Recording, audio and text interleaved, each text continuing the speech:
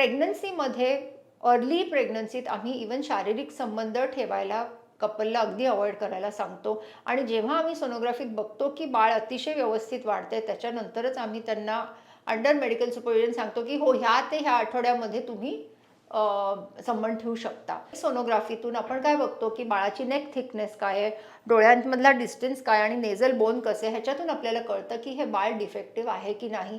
आणि त्याच वेळेस 12 आठवड्याच्या आत आपण पेशंट्सना एक चॉईस देऊ शकतो की तुम्हाला हे कंटिन्यू न करायची गरज आहे, कारण ह्याच्यामध्ये काहीतरी प्रॉब्लेम्स पुढे येऊ शकतात. तर pregnancy is not eating for two but it is eating smart. आणि pregnancy is not dieting to keep slim but pregnancy is to eat smart. का?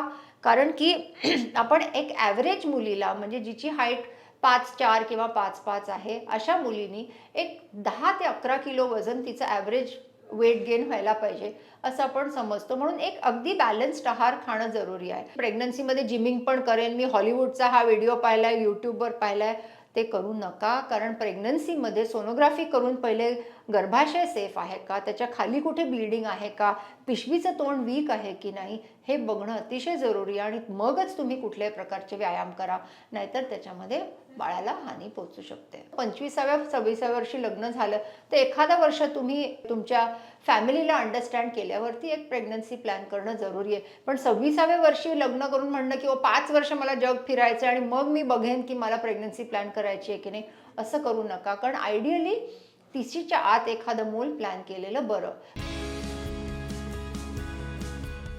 हॅलो, गुड मॉर्निंग, नमस्कार. मी डॉक्टर रंजना धानू. आणि ज्यांनी माझे एपिसोड पहिले पाहिले नसतील, अगदी थोडक्यात माझी माहिती म्हणजे मी एक स्त्रीरोग तज्ज्ञ आहे.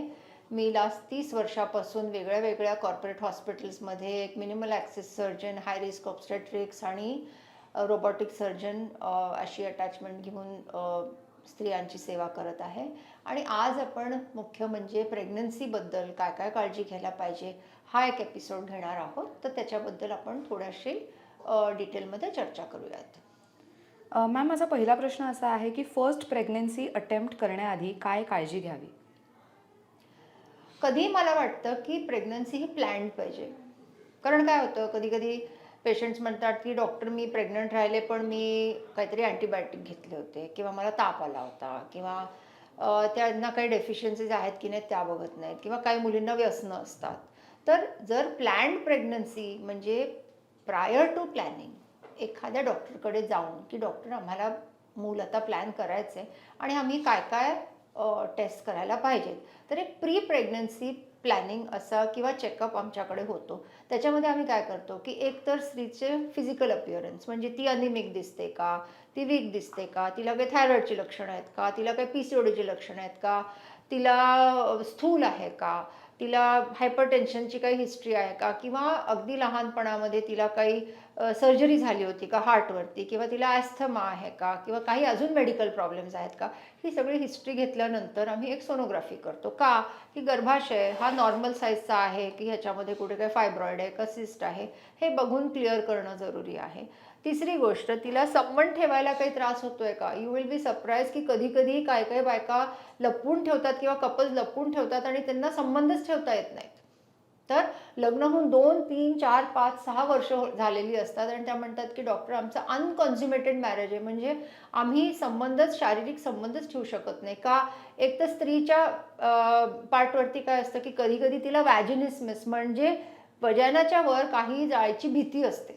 ॲक्च्युली तिला प्रॉब्लेम काहीच नसतो, पण हा सायकॉलॉजिकल प्रॉब्लेम आहे. म्हणजे काय, समजा मी आता तुमच्यासमोर एक प्लास्टिकची पाल फेकली तर तुम्हाला काय होईल, पहिल्यांदा तुम्ही दचकणार, कळलं. मग त्याच्यानंतर थोड्या दिवसांनी मी म्हटलं की नाही ही बघी प्लास्टिकची पाल आहे, तर तुम्ही म्हणणार हो मी पहिल्यांदा घाबरले होते पण आता नाही.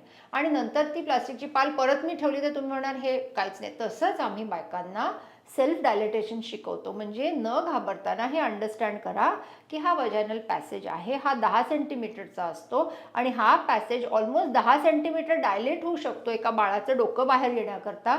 आणि म्हणून तुम्हाला घाबरण्याची काही गरज नाही की इकडे काही टेर होईल किंवा काही फाटेल. आणि ही वॅजिनिसमिसची जी समस्या आहे ही आम्ही काउन्सिलिंगनी सॉल्व्ह करतो. ह्याच्याकरता काही शस्त्रक्रिया किंवा ऑपरेशन करायची गरज नसते. बऱ्याचदा बायका म्हणतात की मला फिजिकल म्हणजे सर्जरीनी डायलेटेशनची गरज आहे का? तसं नाही. आम्ही सेल्फ डायलेटेशन पेशंटला शिकवतो. कधी कधी पुरुषांना प्रॉब्लेम असतो. म्हणजे काय की त्यांच्यामध्ये वीर्य असलं तरी त्यांना परफॉर्मन्सला त्रास असतो.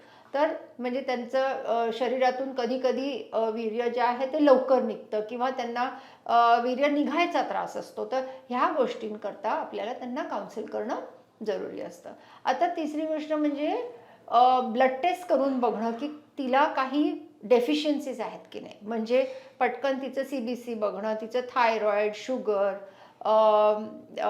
ट्रिपल एच म्हणजे HIV, ऑस्ट्रेलिया अँटीजेन वगैरे ह्या सगळ्या टेस्ट करून हे बघणं की ती फिजिकली फिट आहे का प्रेग्नन्सी प्लॅनिंग करता, किंवा तिचे PCODचे काही लक्षणं असतील आणि तिला हॉर्मोनल वरखाली काही इम्बॅलन्सेस असतील तर ते आपण ट्रीट करतो आणि मग आपण तिला सर्टिफाय करतो की तू फिट आहेस बाबा प्रेग्नन्सी प्लॅनिंग करता. काही व्यसनं असतील तर 3 महिने तुम्ही निर्व्यसनी होणं अतिशय जरुरी आहे. कारण तुमच्या बॉडीमध्ये जर का निकोटीनचा इफेक्ट असेल किंवा अल्कोहोलचा इफेक्ट असेल किंवा तुम्ही कंटिन्यू केलं प्रेग्नन्सी प्लॅनिंग किंवा अर्ली प्रेग्नन्सीमध्ये अल्कोहोल किंवा काही ड्रग ॲडिक्शनचे अब्यूज, तर मग त्या बाळांवरती कायमचे परिणाम होतात आणि म्हणून बॉडी क्लीन करणं हे अतिशय जरुरी असतं. पुढचा असा प्रश्न आहे, प्रेग्नेन्सीमध्ये कोणकोणत्या चुका टाळाव्यात?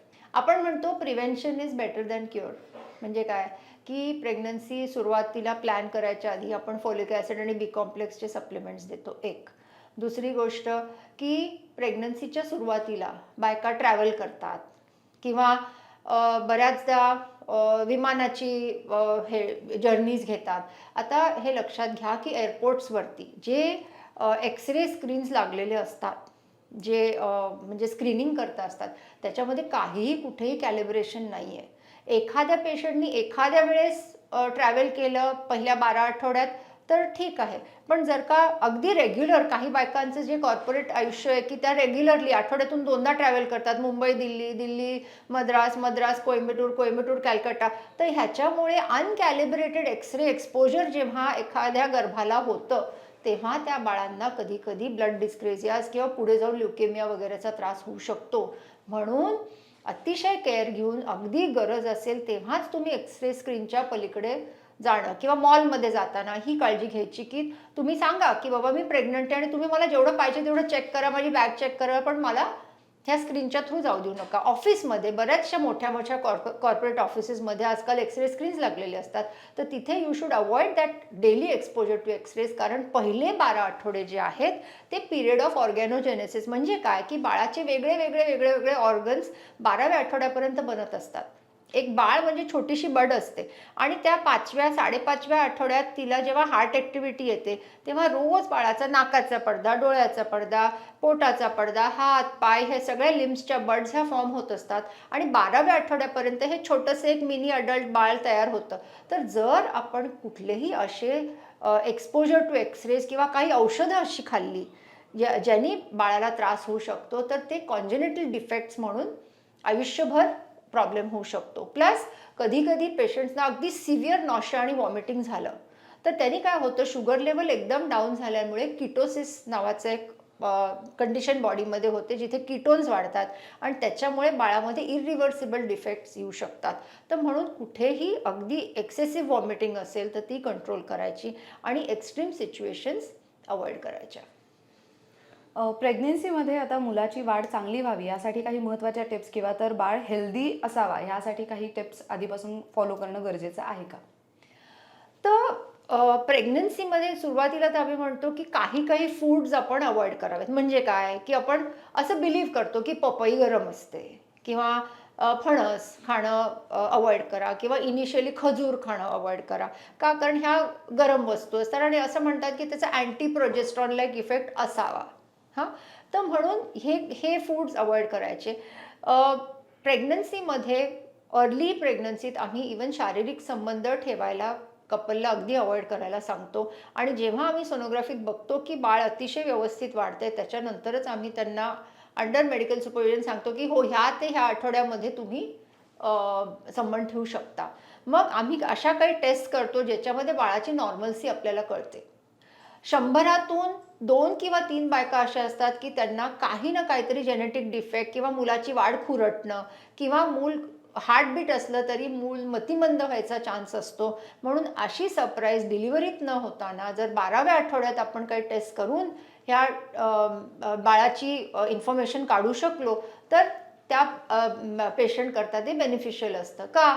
कारण की जी बाई समजा तिचं वय 35च्या वर आहे किंवा तिला फॅमिलीमध्ये कुठेतरी मतिमंदता किंवा डाऊन सिंड्रोमची हिस्ट्री आहे. म्हणजे काय की माझ्या बहिणीचा मुलगा किंवा माझं प्रिव्हियस चाइल्ड किंवा माझ्या काकाचा मुलगा फर्स्ट फॅमिली ट्रीमध्ये ज्यांना पण मतिमंद मुलं आणि मोस्ट कॉमनली डाऊन सिंड्रोमचा प्रॉब्लेम आहे, अशा पेशंट्सना जेनेटिक काउन्सिलिंग आणि काही टेस्ट करणं ज्याला आपण आज NIPT किंवा ड्युअल मार्कर्स म्हणतो आणि एक सोनोग्राफीतून आपण काय बघतो की बाळाची नेक थिकनेस काय आहे, डोळ्यांमधला डिस्टन्स काय आणि नेझल बोन कसे, ह्याच्यातून आपल्याला कळतं की हे बाळ डिफेक्टिव्ह आहे की नाही.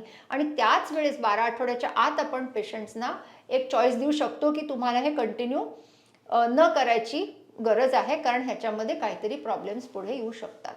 तर ही 12व्या आठवड्याची टेस्ट झाल्यानंतर परत 14 आठवड्यात आम्ही एक ब्लड टेस्ट करतो आणि जर त्याच्यात काही ॲबनॉर्मॅलिटी आली तर आपण ॲम्निओसेंटेसिस म्हणजे गर्भामध्ये एक सुई टाकून 15 ml ब्लड काढून त्याच्यातून टेस्टिंग करू शकतो की ह्या बाळामध्ये खरंच काही जेनेटिक डिफेक्ट आहे की नाही. मग परत 19 ते 20 आठवड्यात पूर्णपणे बाळाचा एक फिजिकल स्कॅन होतो ज्याला आपण ॲनॉमली स्कॅन म्हणतो. म्हणून स्त्रियांनी सोनोग्राफी कधी कधी करायची ही मी पटकन तुम्हाला सांगणार आहे.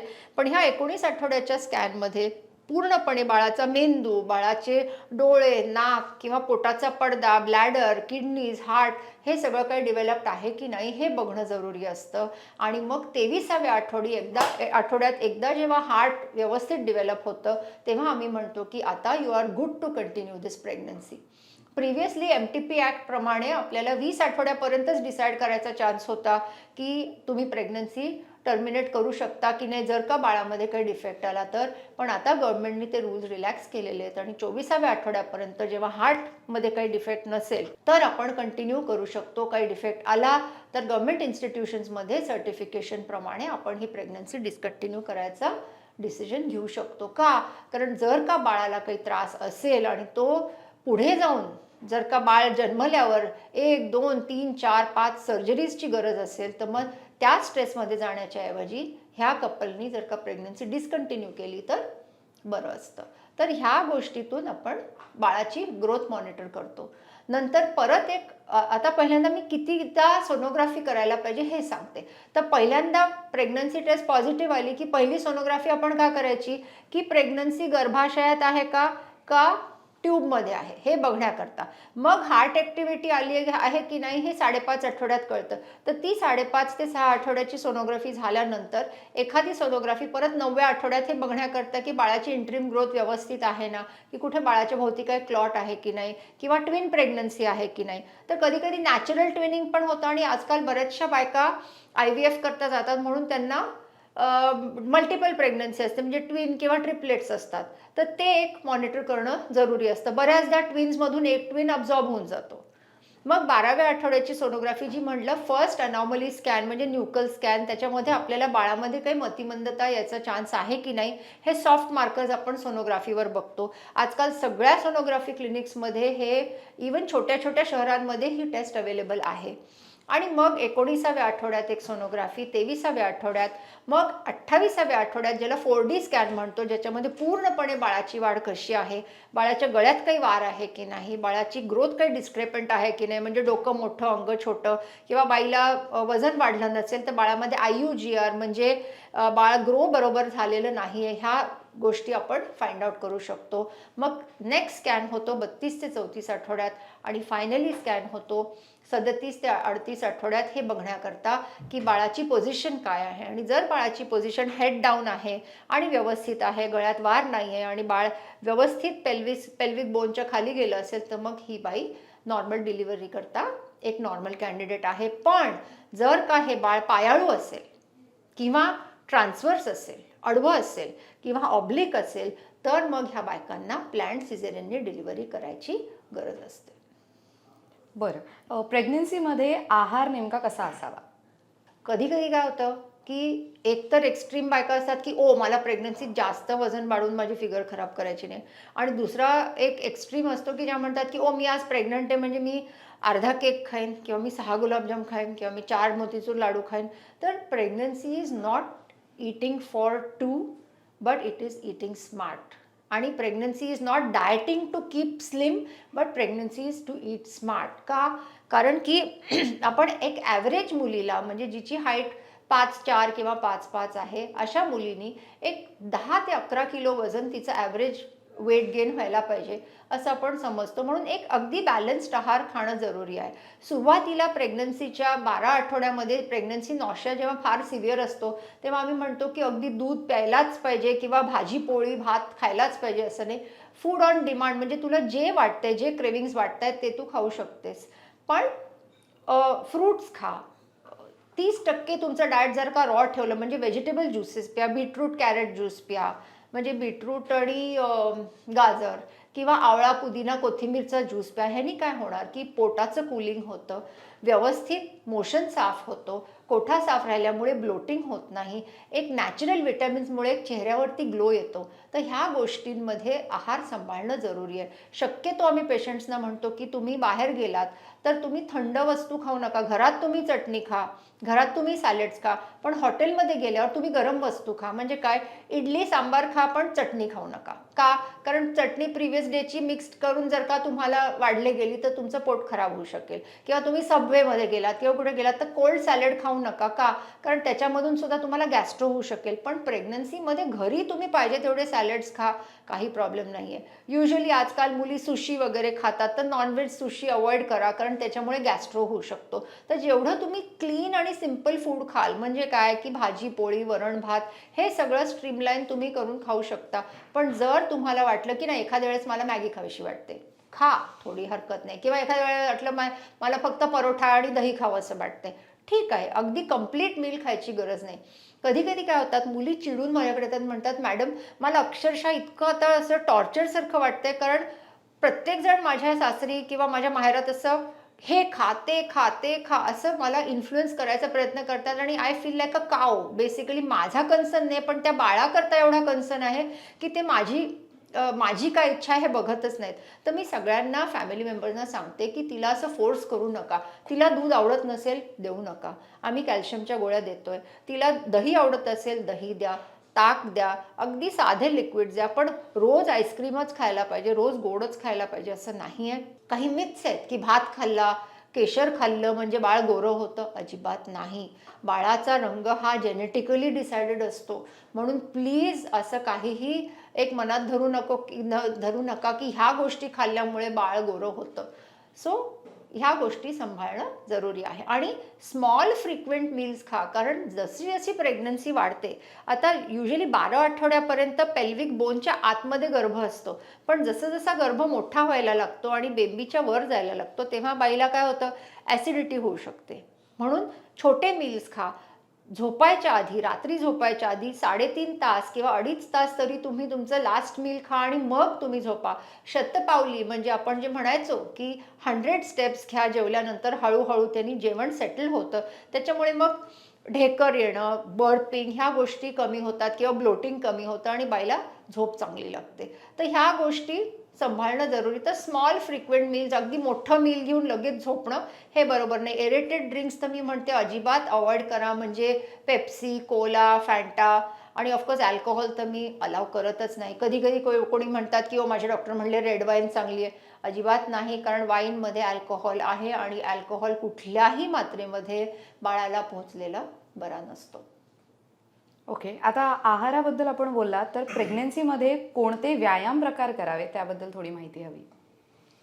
बऱ्याचशा मुली काही व्यायाम करतच नाहीत आणि ज्या करतात त्या एक्स्ट्रीम करतात. तर मी म्हणते moderation is the way out. म्हणजे काय की तुम्ही योगा करत असाल तर तुम्ही आता प्रेग्नन्सीमध्ये काही काही योगाचे ब्रिदिंग एक्सरसाइजेस अवॉइड कराव्या लागतात अर्ली प्रेग्नन्सीमध्ये. मग तुम्ही अनुलोम विलोम करा, तुम्ही डीप ब्रिदिंग करा, पण तुम्ही कपालभाती करू शकत नाही, कारण that is putting abdominal pressure. मग तुम्ही सूर्यनमस्कार करू शकत नाही, पण तुम्ही बेसिकली बसून अंडर सुपरविजन प्रेग्नन्सी योगा करू शकता. त्याच्यामध्ये मेंटल कामिंग आहे, फिजिकली पण तुम्हाला छान, तुम्हाला ब्रिदिंगला पण काही त्रास होऊ शकणार नाही असे तुम्ही व्यायाम करू शकता. आणि बेसिकली फ्लॅट सरफेस वॉकिंग, तुम्ही पहिल्यांदा अर्धा तास चाला, मग पाऊण तास चाला, 1 तास सुद्धा हळूहळू चालू शकता, पण अगदी ब्रिस्क वॉकिंग, ट्रेडमिल हे गोष्टी तुम्ही अवॉइड करायला पाहिजेत. काही बायका अगदी म्हणतात की नाही मी प्रेग्नन्सीमध्ये जिमिंग पण करेन, मी हॉलिवूडचा हा व्हिडिओ पाहिलाय, यूट्यूबवर पाहिलाय. ते करू नका, कारण प्रेग्नन्सीमध्ये सोनोग्राफी करून पहिले गर्भाशय सेफ आहे का, त्याच्या खाली कुठे ब्लिडिंग आहे का, पिशवीचं तोंड वीक आहे की नाही हे बघणं अतिशय जरुरी आहे. आणि मगच तुम्ही कुठल्याही प्रकारचे व्यायाम करा, नाहीतर त्याच्यामध्ये बाळाला हानी पोहोचू शकते. बरं, आता एका मुलीसाठी आई होण्याआधीपासून स्वतःची विशेष काळजी घेणं गरजेचं आहे का? म्हणजे प्रत्येक मुलीने आधीपासूनच काही विशेष काळजी घेणं गरजेचं आहे का? हो, तर पहिली गोष्ट तर वय. आजकाल सगळ्या मुलींना वाटतं की ओ मी सेटल पाहिजे, मला आयडियली 3 बेडरूमचं घर पाहिजे, माझी सॅलरी छान पाहिजे. पण तेव्हा हे करता करता वय जर का 35पर्यंत वाढलं तर बाळामध्ये विकृती येऊ शकते. म्हणून लक्षात ठेवणं जरुरी आहे की आयडियली एखादी प्रेग्नन्सी, पहिली प्रेग्नन्सी 30 वर्षाच्या आत होणं जरुरी आहे. हे आपण लास्ट एपिसोडमध्ये पण बोललेलो आहोत प्रेग्नन्सीच्या, पण हे मी परत एम्फसाइज करते, कारण जसं जसं वय वाढतं तसं तसं बाळामध्ये विकृती याचे चान्सेस वाढतात. एखादा पुरुष 95 ने 97व्या वर्षी पण नॉर्मल मूल पैदा करू शकतो, पण एखाद्या बाईचं जसं जसं वय वाढतं तसं तसं जेनेटिक डिफेक्ट्स, मतिमंदता, डाऊन सिंड्रोम ह्या गोष्टींची इन्सिडन्स वाढू शकते. किंवा इन्स्ट्रुमेंटल डिलिव्हरी म्हणजे caesarean section, vacuum delivery, forceps delivery, abortions ह्याचे चान्सेस वाढतात. म्हणून हेल्दी प्रेग्नन्सी आउटकम करता जेवढं वय लहान असेल तेवढं बरं. म्हणून 25व्या-26व्या वर्षी लग्न झालं तर एखादा वर्ष तुम्ही तुमच्या फॅमिलीला अंडरस्टँड केल्यावरती एक प्रेग्नन्सी प्लॅन करणं जरुरी आहे. पण 26व्या वर्षी लग्न करून म्हणणं की 5 वर्ष मला जग फिरायचं आणि मग मी बघेन की मला प्रेग्नन्सी प्लॅन करायची आहे की नाही, असं करू नका. कारण आयडियली 30च्या आत एखादं मूल प्लॅन केलेलं बरं. काही काही मुली अनफॉर्च्युनेट असतात, त्यांना 32 वर्षापर्यंत म्हणजे राईट मॅच मिळतच नाही. मग अशा मुलींना आम्ही सांगतो की तुम्ही एग फ्रीजिंग करा. आणि बऱ्याचशा इन्फर्टिलिटी क्लिनिक्समध्ये आपण आजकाल एग फ्रीजिंग करतो, ज्याच्यामध्ये त्यांचं जेनेटिक मटेरियल आपण स्टोअर करून ठेवतो. आमच्याकडे बऱ्याचशा सिनेनट्या असतात किंवा TV ॲक्ट्रेसेस आहेत किंवा कॉर्पोरेट्स आहेत, ज्यांना अजून लग्न झालं असेल किंवा लग्न झालं नसेल आणि प्रेग्नन्सी प्लॅनिंगची ऑपॉर्च्युनिटी मिळत नसेल, तर अशा मुलींचं जेनेटिक मटेरियल आपण एग फ्रीजिंगनी स्टोअर करून ठेवतो. दुसरी काळजी म्हणजे फिजिकली फिट राहणं जरुरी आहे. म्हणून वजन आटोक्यात ठेवणं, रेग्युलरली व्यायाम करणं, व्यवस्थित झोपणं, जास्त सोशल मीडिया बघून बघून क्रॉनिक स्लीप डेप्रिवेशन चे इफेक्ट्स बॉडीवरती नसणं आणि एक हेल्दी बॉडी आणि हेल्दी स्क्रीनिंगनी की मी फिट आहे का प्रेग्नन्सी करता हे बघणं अतिशय जरुरी आहे. प्रेग्नन्सीत कॉस्मेटिकली काही काही चेंजेस बायकांच्या शरीरात होतात का? कारण वजन वाढल्यानंतर किंवा प्रेग्नन्सी जशी जशी ग्रो व्हायला लागते तर प्रेग्नन्सीमध्ये मेलॅनिन नावाचा एक द्रव्य बॉडीमध्ये सिक्रीट होतं. तर त्याच्यामुळे काय होतं की पिगमेंटेशन व्हायला लागतं. म्हणजे मान थोडीशी काळपट पडते किंवा आर्मपिट्स थोडेसे काळे पडतात किंवा निप्पल्स म्हणजे ब्रेस्टवरचे निप्पल्स जी काळी एरिया असते ती जास्ती डार्क होते किंवा बेंबी आणि प्युबिसच्या मधली जी लाईन असते, ज्याला लिनिया अल्बा पांढरी लाईन असते, ती काळपट पडते. मांड्यांचा मधला भाग थोडासा काळा पडतो, पण हे ट्रान्झियंट आहे. हे प्रेग्नन्सीच्या 6 आठवड्यानंतर नॉर्मल होतं. पण जे स्ट्रेच व्हायला लागतं स्किन, तर त्याच्याकरता स्ट्रेच मार्क क्रीम्स आम्ही 12व्या आठवड्यापासून सांगतो. का? कारण एक लक्षात घ्या की आपण स्किनला स्ट्रेच मार्क्स कधी येतात की जेव्हा आपण स्किन खूप स्ट्रेच करू आणि त्याला जर का आपण इलॅस्टिसिटी नाही दिली तर मग ते स्ट्रेच मार्क्स आयुष्यभर राहतात. एक इमॅजिन करा की एक मोठा पार्टीमध्ये फुगवलेला फुगा असतो आणि तो फुटला की तो कसा श्रीवल्ड दिसतो, तसा ॲबडॉमेन नाही दिसायला पाहिजे. म्हणून 12व्या आठवड्यापासून आम्ही सांगतो की तुम्ही कॉस्मेटिक केअर म्हणजे काय, की एकतर तुम्ही एक हेवीली मॉइश्चराईज साबण वापरा. म्हणजे कुठला, की ज्याच्यामध्ये खूप भरपूर बाथ सोप्स आहेत. आज तुम्ही डव वापरा किंवा बॉडी शॉप वापरा किंवा कुठला पेअर्स वापरा किंवा लिक्विड सोप वापरा कुठल्या, ज्याच्यामध्ये 60% मॉइश्चर आहे. आणि अशा साबणांनी जेव्हा तुम्ही अंघोळ करता तेव्हा तुमचं स्किन जास्त ड्राय होत नाही. एक. दुसरं, तेल म्हणजे तुम्ही बायो ऑइल लावा, तुम्ही खोबरेल तेल लावा, तुम्हाला जे पाहिजे ते ऑइल लावा. ग्रेप सीड ऑइल, भरपूर ऑइल्स आहेत. ते तुम्ही lower abdomen, upper arm, breast, buttocks आणि मांड्या ह्या एरियामध्ये दर 6 ते 8 तासाला लावा. आणि अँटी स्ट्रेच मार्क क्रीम्स आजकाल मिळतात. बऱ्याचशा कंपनीजचे क्रीम्स आहेत जे तुम्हाला ऑनलाईन मिळतील किंवा फार्मसीत मिळतील. हे तुम्ही जर का दर 6 तासाला लावलेत तर तुमच्या ॲब्डोमेनवरती अजिबात स्कार येणार नाहीत. आणि तुम्ही लिटरली म्हणजे ज्या मुली कॉस्मेटिकली अवेअर आहेत त्या आपल्या मुलांबरोबर बिकिनीसुद्धा घालू शकतात. आणि आमच्या पेशंट्सना आम्ही ही केअर 12व्या आठवड्यापासून ते डिलिव्हरी होऊन डिलिव्हरीनंतर सुद्धा ही केअर सांगतो. म्हणून ही स्किन अतिशय टाईट आणि छान राहतं. प्रेग्नन्सीमध्ये अनिमिया असला तर इथे असे बटरफ्लाय पॅचेस येतात आणि मग ते आयुष्यभर राहतात. म्हणून अनिमिया आहे की नाही, म्हणजे हिमोग्लोबिनची कमी आहे की नाही हे बघणं जरुरी आहे. आणि ज्या मुली वर्किंग आहेत त्या इवन ऑफिसमध्ये डेस्कवर बसलेल्या असतील तरी ह्या लाईटमध्ये सुद्धा त्यांना UV एक्सपोजर होतं आहे. म्हणून त्यांना सनब्लॉक लावणं अतिशय जरुरी आहे. कारण मेलॅनिन जास्त सिक्रेट झाल्यामुळे जर का हे प्रेग्नन्सी पॅचेस आले तर ते आयुष्यभर राहू शकतात.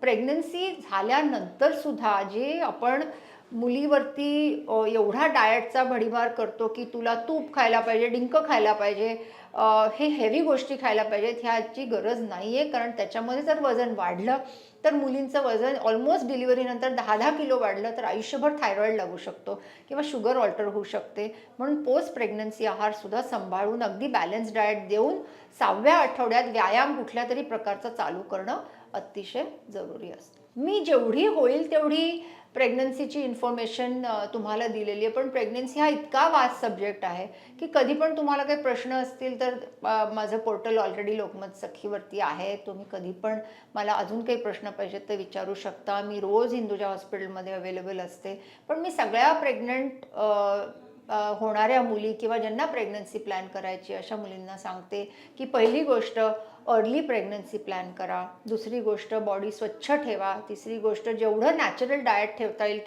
तेवढं ठेवा. आणि वेट गेन मॉडरेशनमध्येच ठेवा आणि आनंदी राहा. Communication with the family, communication with the husband is very important.